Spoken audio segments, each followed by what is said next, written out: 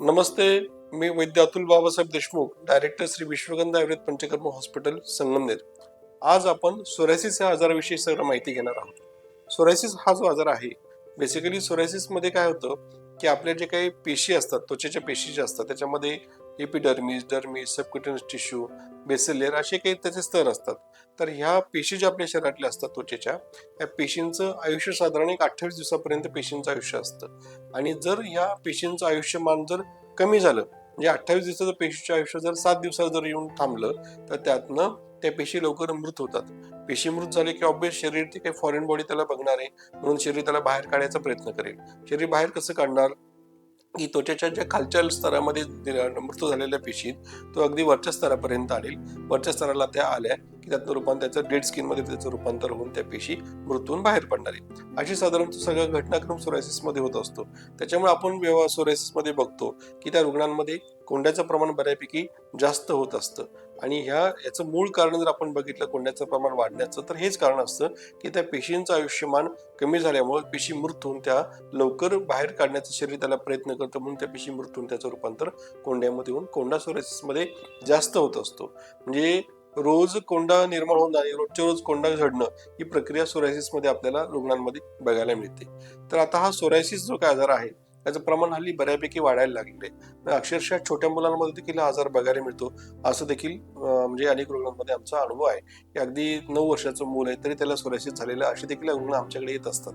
तर हा सोरायसिस जो आजार आहे, हा सोरायसिस आजार याच्यामध्ये प्रामुख्यानं आयुर्वेदामध्ये काय वर्णन केले की कुष्ठ नावाचं एक आजार वर्णन केलेलं आहे. कुष्ठ म्हणजे आपण जो व्यवहारामध्ये जो कुष्ठ किंवा लेप्रेसी ज्याला म्हटलं जातं, हा कुष्ठरोग वेगळा आणि हा कुष्ठ व्याधी हा वेगळा असतो. हा कुष्ठ व्याधी म्हणजे कृष्णात वपू, त्याचं म्हणजे काय आहे की त्वचा जी आपली आहे, वपू म्हणजे त्वचा, त्वचेचं वैवर्ण उत्पन्न होणं त्वचेमध्ये. त्या त्वचेचा जो काही नॉर्मल जो काही आपला रंग असतो, जन्मजात जो आपला त्वचेचा रंग असतो, रंगामध्ये काही वगैरे उत्पन्न होणं, मग त्वचा लाल असेल, काळी असेल, खापरासारखी काळी असेल, निळसर असेल, गुलाबी असेल, अशी त्याच्यामध्ये पांढरेपणा येत असेल, त्याच्यामध्ये चकंदळ येणं किंवा त्वचा मोठी होणं, त्याच्यावर असे धब्बे धब्बे येणं, अशा कुठल्याही स्वरूपामध्ये त्याच्यामध्ये वैवर्ण किंवा वेगळे पण त्या त्वचेमध्ये जर उत्पन्न झालं, त्याला आयुर्वेदामध्ये कुष्ठरोग असं म्हटलं जातं, कुष्ठव्याधी असं म्हटलं जातं. आणि या कुष्ठव्याधीचे एकूण 18 प्रकार आयुर्वेदशास्त्रामध्ये वर्णन केलेले आहेत. त्याच्यामध्ये 7 महाकुष्ठ आणि 11 क्षुद्र कुष्ठ असतात. महाकुष्ठ म्हणजे त्यांची व्याप्ती शरीरामध्ये मोठी असते आणि त्यांचा शरीरामध्ये जो काही आतमध्ये हे असतो, म्हणजे डेप्थ जी असते त्या आजाराची, त्या आजाराचा आपण अंगामध्ये खोलून मुरणं हा प्रकार जो आपण जो म्हणतो, त्या महाकुष्ठांमध्ये त्याचं प्रमाण मुळातच जास्त असतं. म्हणून हे 7 महाकुष्ठ आणि 11 क्षुद्रकुष्ठ. आता हे 18 जे काही कुष्ठाचे जे प्रकार आहेत त्यामध्ये वर्णन केलेले आहेत, त्यातले जवळपास सर्वच कुष्ठातले प्रकार त्यांचं कुठं ना कुठं आपल्याला सोरायसिसशी संबंध लागत असतो. त्यातही प्रामुख्याने आपण जर बघितलं तर सिद्धम कुष्ठ, कापाल कुष्ठ, औदुंबर कुष्ठ, अलसक कुष्ठ, दद्रू कुष्ठ, शतारू कुष्ठ, एक कुष्ठ, चर्मकुष्ठ, काकण कुष्ठ असे एकूण 8 प्रकार असे आहेत की जे आपल्याला सोरायसिस मध्ये याची सगळी लक्षणं आपल्याला बघायला मिळतात. उदाहरण जर घ्यायचं आपण जर म्हटलं तर सिद्धमकुष्ठ म्हणून आयुर्वेदामध्ये जो वर्णन केलेलं आहे, त्याच्यामध्ये तो स्वरूप कसं सांगितलेलं आहे शास्त्रामध्ये की त्यामध्ये जो भोपळ्याचं फूल जे असतं, भोपळ्याच्या फुलासारखं त्याचा बाहेरून अपीअरन्स असतो आणि त्याच्यावरती एक असा पांढरका थर आलेला असतो आणि तो थर कोरडा असतो आणि तो थर घासून एकदा भुसा निघून गेला की आतमधलं एकदम असं गुलाबी सारखं ते छटा त्याला आलेली असते. हे सगळं वर्णन आपल्याला किंवा हे सगळी लक्षणं आपल्याला सोरायसिस मध्ये बघायला मिळतात. त्याच पद्धतीनं एक विपादिका कुष्ठ म्हणून आयुर्वेदामध्ये वर्णन केलेले आहेत. विपादिका कुष्ठ म्हणजे काय? विपादिका, पादिका म्हणजे काय? हात आणि पाय यांना आपण शाखा म्हणतो आयुर्वेदामध्ये. तर ह्या हाताच्या आणि पायाच्या जे काही तळवे असतात, तळव्यांना भेगा पडणं, त्याला खाज खूप येणं, ते काळसर पडणं आणि त्यातून जर खूप जास्त प्रमाणात भेगांचं जर प्रमाण वाढलं, त्यातनं रक्तस्राव येणं, अशी आपल्याला लक्षणं ह्या विपादिका कुष्ठामध्ये बघायला मिळतात. आणि आपण मॉडर्न सायन्समध्ये त्याला प्लॅन्टर सोरायसिस असं म्हटलं जातं. त्याच पद्धतीनं एक औदुंबर कुष्ठ म्हणून एक आपल्याकडे प्रकार आयुर्वेदामध्ये वर्णन केलेला आहे. त्याच्यामध्ये त्वचेवर असे लाल लाल गुलाबी गुलाबी सगळ्या रंगाचे एक धब्बे उत्पन्न होतात किंवा चकंदळ उत्पन्न होतात. त्याला आग त्याच्यामध्ये होत असते, त्याच्यामध्ये जरा भेगा पडतात, त्याच्यातून जरा स्राव पण होऊ शकतो. अशा स्वरूपातलं अधर्म कुष्ठाचं वर्णन आपल्याला आयुर्वेदामध्ये वर्णन केलेलं आहे. आपण जो प्लाक सोरायसिस म्हणतो तो सगळ्या याच्यामध्येच म्हणतो. त्याच पद्धतीने एक अल्सर कुष्ठ म्हणून आयुर्वेदामध्ये वर्णन केलेले आहेत. त्या अल्सर कुष्ठामध्ये असे छोटे छोटे छोटे छोटे गुलाबी रंगाचे पॅचेस पूर्ण शरीरावर येत असतात. त्याला खाज येते, त्यातनं कोंडा पडतो आणि हेच वर्णन सगळं आपल्याला याच्यामध्ये गटेड सोरायसिस मध्ये बघायला मिळतं. त्याच पद्धतीने एक दारुणा नावाचा आजार आयुर्वेदामध्ये वर्णन केलेला आहे. त्या दारुणा आजारामध्ये असं होतं, आपलं जे कवटी हे असतं, डोकं जे असतं, डोक्यामध्ये कोंडा जास्त उत्पन्न त्यातनं होत असतो. आता कोंडा म्हटलं की त्याच्यामध्ये परत दोन प्रकार आले. पहिला असतो एक ओला कोंडा आणि दुसरा असतो कोरडा कोंडा.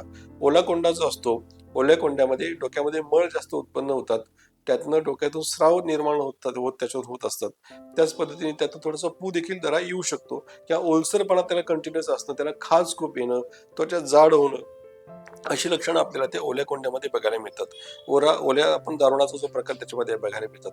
आणि दुसरा जो आहे तो म्हणजे दारुणाचा जो कोरडा कोंडा आपण ज्याला म्हणतो तो, त्याच्यामध्ये असे त्वचेवर डोक्यामध्ये चट्टे चट्टे येतात, त्याला खाज असते आणि ते कोरडं पडलेलं असतं सगळं, किंवा आपण डोक्यात तिचा हात जरी फिरवला त्याचा कोंडा खाली पडतो, असं आपल्याला ह्या कोरड्या कोंड्यामध्ये किंवा कोरड्या दारुणाच्या प्रकारामध्ये बघायला मिळतं. तर दोन्ही प्रकारचे उपचार वेगवेगळे असतात आणि प्रत्येक सोरायसिस, आता हे जे प्रकार आपण सर्व जे काही बघितले, हे सर्व सोरायसिसचे प्रकार आपल्या आयुर्वेदिक उपचाराच्या माध्यमातून पूर्णपणे बरे होऊ शकतात. आणखी एक प्रकार आपल्याला सोरायसिस मध्ये बघायला मिळतो तो म्हणजे सोरायटिक आर्थरोपॅथी. विशेषतः ज्यावेळेस सोरायसिस हा शरीरामध्ये खोलवर जातो, सांध्यांपर्यंत जातो, हाडांपर्यंत जातो, त्यावेळेस आपल्या शरीरातले जे काही सांधे असतात, सांधे धरायला त्यांना लागतात किंवा सांधे सुजणं, सांध्यांना ठणक लागणं, सांध्यामध्ये वेदना खूप होणं, अशा स्वरूपात आपल्याला त्याच्यामध्ये लक्षणं या प्रकारामध्ये बघायला मिळतात. तर हा हाडांपर्यंत जेव्हा सोरायसिस जातो त्याला आपण सोरायटिक आर्थरोपॅथी असं म्हटलं जातं. आणि सोरायसिस जो आजार आहे हा आयुर्वेदिक उपचाराच्या माध्यमातून पूर्णपणे बरा होऊ शकतो, असा आमचा हजारो रुग्णांमध्ये अनुभव आहे. याच्यामध्ये उपचार प्रामुख्याने दोन प्रकारे केले जातात. पहिला असतो शमन चिकित्सा, दुसरा असतो शोधन चिकित्सा. शमन चिकित्सा केव्हा करायची, शोधन चिकित्सा केव्हा करायची, हे रुग्ण तपासून ठरवावं लागतं. तर शमन चिकित्सामध्ये काय असतं की पोटातनं औषध घेऊन रक्तशुद्धी करून त्वचेचा आजार बरा करण्याला शमन चिकित्सा किंवा कुठल्या आजार बरा करण्याला शमन चिकित्सा म्हटलं जातं. आणि शोधन चिकित्सा म्हणजे पंचकर्माच्या सहाय्याने शरीरात जमा झालेला आजार हा शरीर शुद्धीच्या द्वारे शरीरातनं बाहेर काढून टाकण्याला शोधन चिकित्सा म्हटलं जातं. ज्यावेळेस त्वचा विकार, सोरायसिस किंवा कुठलाही जो आजार असतो तो जर थोडा कमी प्रमाणामध्ये असतो किंवा मध्यम प्रमाणात असतो, त्यापेक्षा शमन चिकित्सेमध्ये पूर्णपणे बरा होऊ शकतो. आता अनेक सोरायसिसचे जुनाट रुग्ण जे आहेत, विशेषतः वयस्कर काही रुग्ण असतील, छोटी मुलं असतील, मोठी माणसं देखील असतील, यांच्यामध्ये फक्त शमन चिकित्सेने किंवा पोटातनं औषधं घेऊन वरती काही आमचे सिद्ध केलेली जी काही तेलं असतील ती लावून, विशिष्ट मलम लावून, मॉइश्चरायझर आयुर्वेदिक पद्धतीचे तयार केलेलं मॉइश्चरायझर असेल ते लावून, काही उठण्याच्या स्वरूपातली औषध ती लावून, हे सगळं करून देखील ही रुग्ण यातनं पूर्णपणे बरे झालेले आहेत. आणि काही काही रुग्णांमध्ये मुळात त्याचं प्रमाण खूप शरीरामध्ये जास्त असतं किंवा आजार शरीरात खोलवर गेलेला असतो. जसं की आपण सोरायटिक आर्थरोपॅथी बघितला किंवा इतर सोरायसिसचे प्रकार बघितले, ज्याच्यामध्ये सोरायसिस शरीरामध्ये व्याप्ती जास्त असते. अशा वेळेस त्याच्यामध्ये पंचकर्म करणं किंवा शरीर शुद्धी करणं कर्मप्राप्त ठरतं. आयुर्वेदशास्त्र काय सांगतं, बहुदोष संशोधित कुष्ठी, म्हणजे त्वचा विकारामध्ये ज्यावेळेस दोषांचं प्रमाण अधिक असतं त्यावेळेस शरीर शुद्धीच्या मार्गातून ते दोष जर शरीरातले बाहेर काढून टाकले पंचकर्मानं, तर हा सोरायसिसचा आजार मुळापासून पूर्णपणे बरा होऊ शकतो. आणि एकदा आजार हा पूर्णपणे बरा झाला याचा पुनरुद्भव देखील होऊ शकतो, असं देखील आपल्याला काही रुग्णांमध्ये बघायला मिळतं. हा पुनरुद्भव टाळण्यासाठी आपल्याकडे आपण आपल्या विश्वगंधा आयुर्वेद हॉस्पिटलमध्ये वैशिष्ट्यपूर्ण अशी रसायन उपचार पद्धती याच्यामध्ये करत असतो. रसायन उपचार पद्धतीच्या माध्यमातून सेल लाईफ जे असतं आपल्या शरीरातल्या त्वचेच्या पेशींचं सेल लाईफ आपण त्यात वाढवण्याला आपल्याला मदत मिळते. आणि सेल लाईफ एकदा वाढलं की मृत पेशी व्हायचं प्रमाण शरीरातलं कमी होऊन सोरायसिस हा देखील पूर्णपणे बरा होऊ शकतो, असा आमचा अनेक हजारो रुग्णांमध्ये अनुभव आहे.